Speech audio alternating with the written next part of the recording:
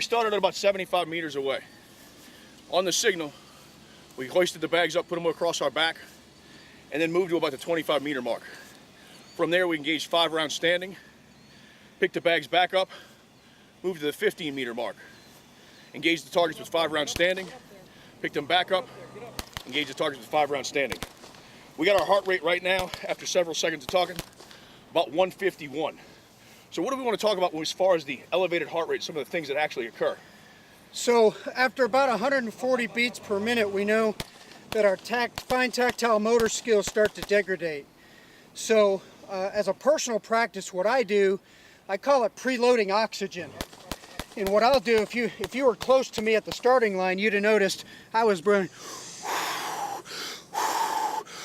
before we started, right. Preloading, pressing oxygen into my system. And then as I ran, I was breathing very purposely so that when I drew my pistol, pop, pop, pop, pop, pop. Well, it's very calm at that point. Absolutely. And so that's one of the things we do. We get a lot of extra oxygen in that bloodstream so we don't lose all those finite motor skills. So now we present the pistol, because pressing the trigger is a fine motor skill. It's a repeatable fine motor skill that we can do under a lot of stress. And a lot of guys have done it through a lot of stress. So guys, what you'll see here is this. Physiologically, whenever you're doing a drill that requires you to use a lot of power and then come back down and use some fine motor skill and be smooth, you want to preload oxygen throughout the power movement. If you'd have followed us, you'd have heard us breathing throughout that run very deliberately, more than we actually needed, so that we pressed oxygen into our system. So then when we drew our pistols, we could go very, very calm and have the fine tactile motor skills to make an accurate shot at that distance. Absolutely. One of the things we talk about, guys, is pressing the trigger is a tactile, fine motor skill and a tactile movement. So what we have to do is be cognizant of that, starting to work in a deep breath in. So guys, look, you don't need much range to do this. Get out on the range, give this a try. Lewis Frost Phobos Solutions. Stay tuned for Trigger Time TV. More tactical tips.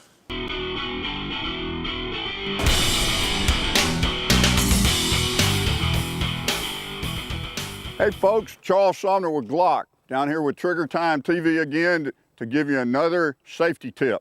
Today, as you can see, we're out on the range and we're going to show you a proper way to clear the weapon and to be safe as you're finishing up shooting on the range. If I'm lined up on the range here and I've finished shooting, the first thing I'm going to do is when I come back, or if I'm holstered, I'm going to take the weapon out.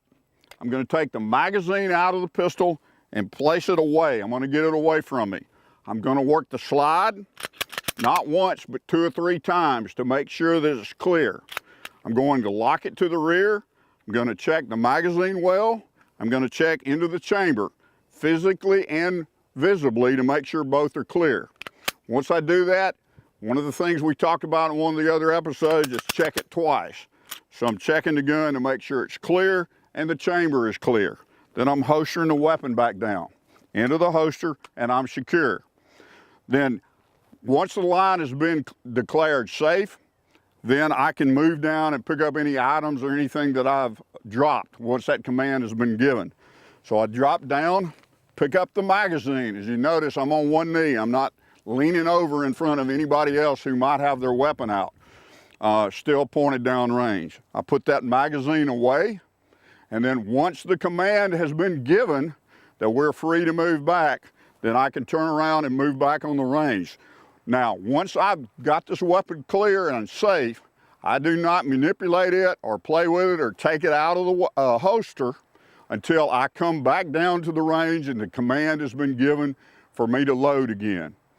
I'm Charles Sumner with Glock, down here with Trigger Time TV for your safety tip of the week.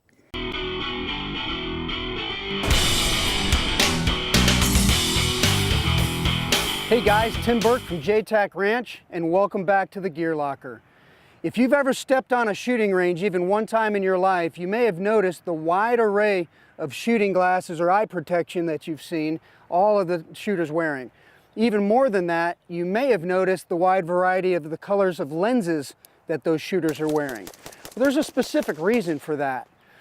Every color of lens either enhances or detracts from the amount of light hitting your eye.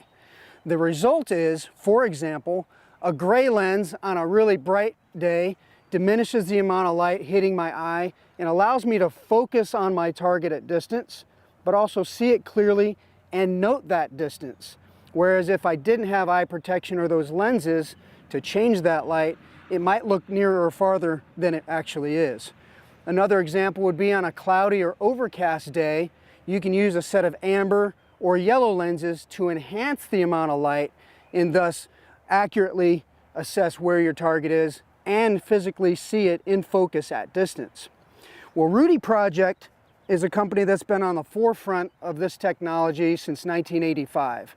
And what I have here is a super awesome kit. It's called the Tralix XL kit. It comes with 3 different types of lenses. My favorite is this appears as a charcoal lens because we've had it in the light, but in the box it actually appears clear.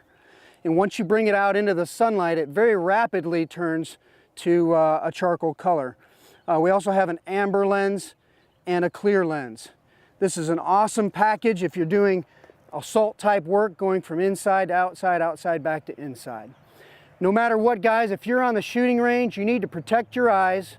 Rudy Project Tralix package is the package for you. Thanks for tuning in to the Gear Locker, and we'll see you next time.